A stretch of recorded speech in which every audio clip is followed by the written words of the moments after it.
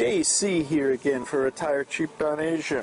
I got a special guest with me today, which you all might recognize from previous interviews. You I think you're getting frequent flyer miles on my YouTube channel. People are starting to recognize you as well. And actually, some people ask, whatever happened to this guy Bruce? I try and answer before on comments on YouTube, but we got you back over here now, and that's what I want to talk to you about, because you actually did something that that I recommend people do, and I'm going to talk about that, and then you can fill in the details of it. But I always recommend working backwards, and that is come over, make a trip or two, and find the place that you like, that you feel comfortable, but also the standard of living that you like. Yet, could you live really cheap here? It's possible you could actually live for $300 or $400 a month if you really, really push it, but that doesn't mean you'll be comfortable. And it doesn't mean necessarily you get more life for less money. At that point, you could be getting less life for less money. Active, yeah, you could get less life for less money. There's no telling. You can read lots of books in your room for less money. Yeah, but what it comes down to is the difference between a 30-baht meal and a 50-baht meal is usually in the location that it's in, and also how much vegetables and meat and stuff, because that's what costs money. Rice is cheap. And the ambiance in which you're eating, all that changes as price points increase. And it's the same with rooms. A bigger room, maybe a separate bedroom. People, if they need that, it's going to cost more money, of course. And so I always say come over and stay in a place for 3,000 baht. And if that's not good, then go to a 6,000 baht or 5,000 and find that comfort level, eating in the environment, living in the environment. And then you got numbers, real numbers you can work with.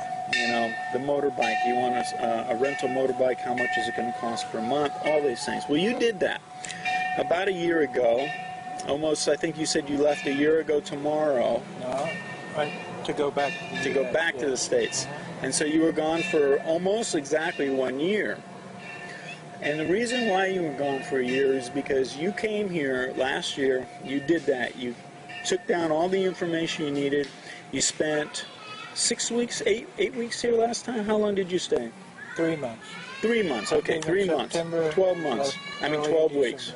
Okay, 12 weeks you were here, and you got a really good feel of it rekindled all the things that you liked about being here from previous visits a long time ago. But it also gave you the opportunity to get real life numbers of what it was going to cost to live. Now, you're also not going to be pulling in Social Security for a few more years, so your strategy, and I think it's also a really good one I want to mention, was some people say, I got to wait till I get that Social Security check before I can do this. But that's not necessarily true. If you have enough money budgeted where you say, okay, I'm going to collect in 2 years or 3 years, and you know these numbers of what it's going to cost per year to live, you could actually sock away that much money and say, I can live 3 years until those checks start coming in. So this is sort of the strategy that you did. And so first of all, I want to commend you for this, because there's a lot of people that talk about doing this kind of stuff, then they get back home and life takes over again. They get all caught up in all this stuff, and you really, what's the expression, put your nose to the grindstone? You did that. And so tell them about what happened between the last time I saw you and this time, and right now. Well, I went back and... In 5 words or less. I'm just kidding. No, hard work and few distractions. Mm-hmm. You have to limit what distracts you to stay on this kind of plan. Mm-hmm. So you have to really work at that and take notice when things are distracting you that take you off of that plan. And then you have to have a thorough assessment of how much money you have and where you have it and what you're doing with it, and then, because you've made these previous trips, you know what it's going to take. And then I built in a cushion. I could have come a few months earlier, but I stayed out on the road and put some more savings away because I wanted more of a cushion the what if factor. Let me interrupt you just for a second, because you said I went on the road, and people don't know what that means exactly. And I want to, what Bruce did was you basically sold off assets or got management of assets, so they weren't distractions, and also added assets or liquid assets to your account, so it added to this number you were going to need. By the way, all those bells are because we're at the temple, and this is a thing about ringing the bells. If you go to my video on YouTube about Doi Suteap, I talk about the bells ringing, and so people are ringing the bell. And it's the king's birthday, so long live the king as well. Many, many more years for him here, I hope. What you did then is you got rid of everything, and basically what was costing you money there that was taken away from your savings, you sort of divested yourself of, and you got back in a truck, which you had done before, to live on the road and tried to stay out, because you don't make money going home. Okay, so talk about this a little bit, because that's an option. Any option where you can limit your expenses and increase the amount of money you're bringing in every year, and it could be through rental, it could be all sorts of stuff. But you decided to go back and get it back in the truck again, and you had your number. How did you figure out how long it was going to take you to do that, or did you? Well, I didn't initially. I moved from Florida to Texas, where I knew I could get a job with a national carrier that would run me bigger miles than the company I had previously been with, running Southeast Regional. So by doing that, I knew that if I stayed out and put miles on the truck, that I'd make more money. Mm-hmm. So I got rid of all my worldly possessions except what would fit in a small storage container, and a little bit at my brother's house, and found me a national carrier to drive for, and went out, and I think I went home 3 or 4 times in 9 months. And just home a few was days. in Texas? Yeah, at my brother's place. Mm-hmm. Just stay with him while I was there. Because you can't stay on the road legally more than a certain amount of hours. Yeah, you have so many hours you can drive per week, and then you have to take so much time off. And then if you take that much time, or more than that much time, then you lose a pay cycle, or even a couple of weekly pay cycles until you get back in the truck and run more miles, and then your money starts again. So when I noticed that this was costing me money going home, I went out on July 5th and stayed out until I quit, which was October 19th. Mm-hmm. And by doing that, I'd also run the maximum amount of miles that I could, and earned a safety and mileage bonus the last 2 things. So by staying out, I was making more money, making my boss happy, making him money, and it was helping me accomplish my goal, because I had one of the first things I did when I got back, having started a bank account here, mm-hmm. and knowing that I had the money to fulfill my 800,000 baht requirement for the retirement visa here, I sent that money to my bank account so I'd be sure not to spend it. Yeah, good idea. And it lowered my savings after that down to the point that really pushed me, hey, I've got to get this savings back up, because look at it now, it's way down. I have to do something about it. So I was motivated to start saving, start saving. And I tried to do the 50% plus rule. What's the 50% plus rule? Out of each paycheck, I tried to save at least 50%. I would try to round it up if I could, and still and live on just what was left then. And every time, like, I get a tax return back, don't spend it, put it in savings. Anytime I got a little extra money, sell something at a garage sale, put it in savings. And it's great motivation when you're out there driving around and you've been eating crappy food and driving the same road, you're tired of seeing it. But the nice thing was every Friday night when I got paid, I could get online and look at the money that piled up in my checking account, and I could switch it over to savings. And as that grew, the more it grew, the better I felt. Yeah, the closer you came to your goal. So I got it up to where I had $800,000 bought in the bank, and I saved $800,000 more on top of that. Oh, great. And for people that are watching that don't understand why that's significant, is if you're over 50 and you want to come live in Thailand, you can get a retirement visa based on your age, but you also have to have a minimum income. And so you either have to have 800,000 baht, and you can convert that to whatever currency you live in, or the equivalent on a monthly basis, or a combination of the two. And there's too many variables to go into how all that could work, because you could have half of it in the bank account and then take the other half, 400,000, divide that by 12 months, and then you'd have to have that coming in on a monthly basis. So any combination that adds up to 800,000 in the bank account in one given year allows you to get this retirement visa. And also the thing that is real important to know, if you can save up that money like Bruce did and put it in a bank account, if you never touched it again, you'd never have to leave Thailand. Every year, unless they change the visa requirements, you'll get your visa. You never have to leave. And you get 1 year extension every time. These are extensions on top of what they call a non-immigrant visa. Retirement is an extension, 1 year extension. And then you only have to report to immigration 90 days to notify them of where you're staying. And so that's a really significant milestone to get that out of the way. And some people say, well, I don't have 800,000.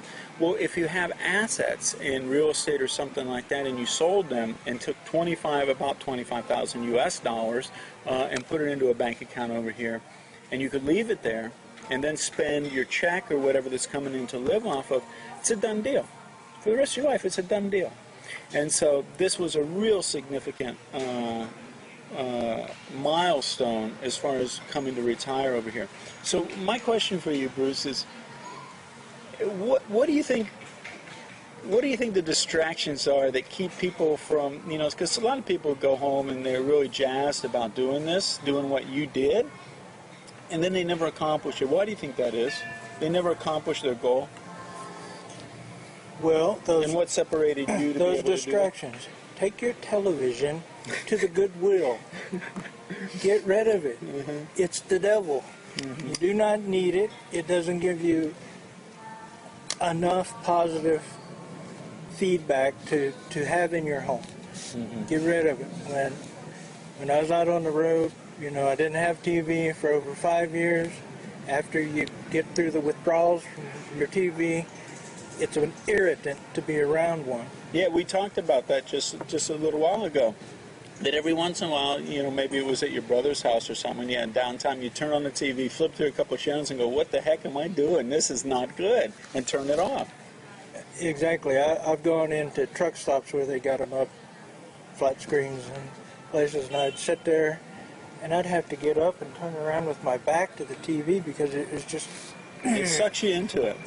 And that's their job, is to get you to watch it. So they're really good at it. I just did not care to do it anymore. And I used to be a rabid basketball fan, and I quit watching sports, just any sports, anything. I started watching your YouTube videos and working the web to research anything I could about Thailand, about investments, about living here. And as I got closer to here, I started researching motorcycles, and about the kind of motorbike I want. Yeah, I'm going to mention that to you. And we don't need to go into details of what you've decided to do. But one of the things you did is, again, you started thinking, okay, now once I get there, you don't want to just sit and be idle either. And so you started thinking about, okay, what would be a low overhead hobby that would keep you busy, possibly bring in a little bit of income and stuff. And so that was another point of focus. It was always about you getting something closer to your goal or making this a reality. And that's what I really want to commend you for, because you put the blinders on and you really focused on doing this. And we talked about this during the year. I didn't have a lot of interaction with you because you didn't want the distractions. But every time it was like you said, okay, I'm getting closer to my goal, you know, and then you drop off the map for a little while and go do your thing. And now you're sitting here and it's a reality. And I really, you know, I can't stress how much, you know, I respect what you did, because I know how difficult it is to do that and pack up everything and come over. I knew I could do it. I saw before I came the last time that my plan was working, because I'd started this in summer of 2007, and I decided I need to come to Thailand and I need to turn my life upside down and make it work out. So it was that fall that I got my CDL to drive a truck, and I put all my stuff in storage and didn't have the overhead of a house or the distractions of a house, of mowing the grass and maintaining it and paying all the bills. And then I got a job and started driving. That was something new, and that kept me interested and focused. I had to, you know, learn a bunch of new stuff. So I had to put Thailand, per se, on the shelf a little bit, but still in the back, that was what I knew I was going to end up doing. And that's what the whole idea of getting in a truck to drive was, because I knew I'd have a roof over my head, and in the summer when it's hot, I'd be cool. And when it is cold in the winter, I'd be warm. And I didn't have any bills. And I saved a tremendous amount of money by not having my personal vehicle to buy fuel for. Yeah, right, exactly. You know, it's amazing Insurance how much and money, fuel and all that 60, stuff, $70, $80 a week that just went right into my old savings, because I was out driving this big truck around, and I did all my shopping at Walmart and places where I could find parking for a 70-foot long vehicle. Yeah, right, and go shopping. Or and there's a walk lot to of it. strategies for this kind of stuff too. It's like you don't have to get in a truck and start, you know, going across your own country. I mean, some people have acquired properties that now have been devalued, you know, because of the economy and because of real estate market and stuff like that. And so, if they're collecting, if they're netting out rent that's you know, like $700-800 a month or $1,000 a month, if you gave them to a management company and you took half that money, well, half that money gets you a good life over here if you got 2 or 3 properties. You just put them in the hands of a management company. You don't have to deal with any of that stuff, and you got money coming in where you can live over here. You know, because between 50 and the time you collect your pension or Social Security, sometimes there's a gap there, you know, a considerable gap. So it doesn't take a lot of income coming in on a monthly basis to be able to live over here. So there's a lot of strategies, you know, using Bruce as an example here of what he did is just one example. There's a lot of strategies, you know. Some people do investments. They have an investment portfolio. And back home they say, well, it just adds a little bit to the account every month. You know, it really doesn't do that much. But if all of a sudden you didn't have expenses like car expenses, electricity, insurance, all these things, that high food costs, all that stuff, and you said, okay, well, my investment portfolio only brings in, you know, $1,000 a month or something. That's not a lot back home. Some people, that's their electric bill. But anyway, over here you could live off of it. So you got to think about these strategies. And like I said, working backwards is a good way to do that, which is what you did. And so I really, again, want to, you know, welcome you back to Thailand. I think also, you know, don't let him fool you about all this stuff or what drove him to come back. You know, it's really the barbecue chicken and the papaya salad, I think, that really was stuck in his mind as he drove down the road, because, you know, some people have, you know, vegetarian diets and fruitarian diets. He's got a barbecue chicken and some diet. And sticky rice. It's good. And some places it's exceptional. So we know a few of those places as well. But I just wanted to touch base with you, let people know, you know, what you're up to, because some people had actually said, whatever happened to the guy, you know, because you did have a plan. We talked about this before, and now it's come to fruition. And I wanted to really get you back here and say congratulations and welcome back, and also to give that little piece of information to people about getting rid of the distractions, having a goal, and then work towards that goal. And don't let anything else get in the way if this is a life that you want. Well, what you were saying to start off with was come over here and find out if it is the life you want. It is.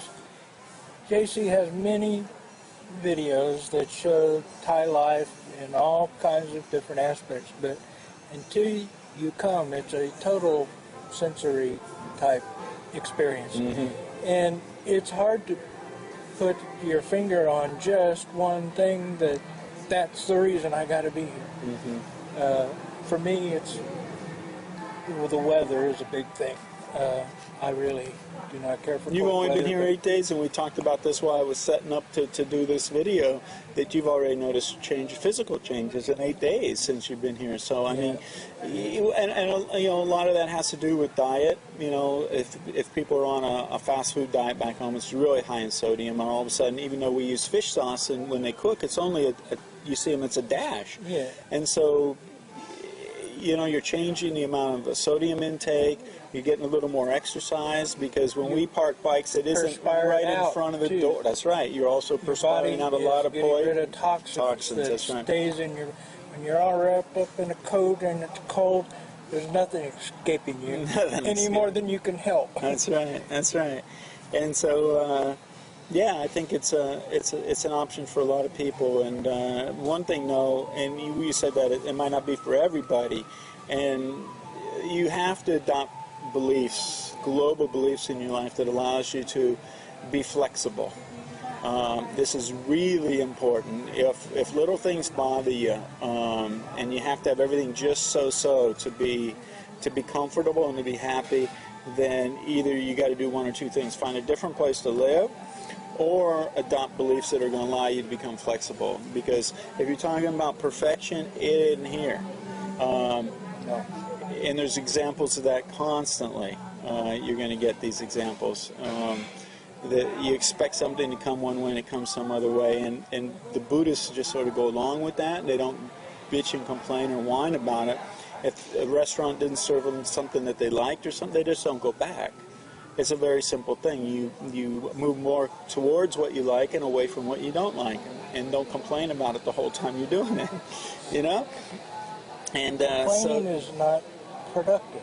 And it's not really, they don't whine and complain so much in this society, so it's really good. And they're very tolerant as well. And so you need to develop that tolerance too if you're going to come over.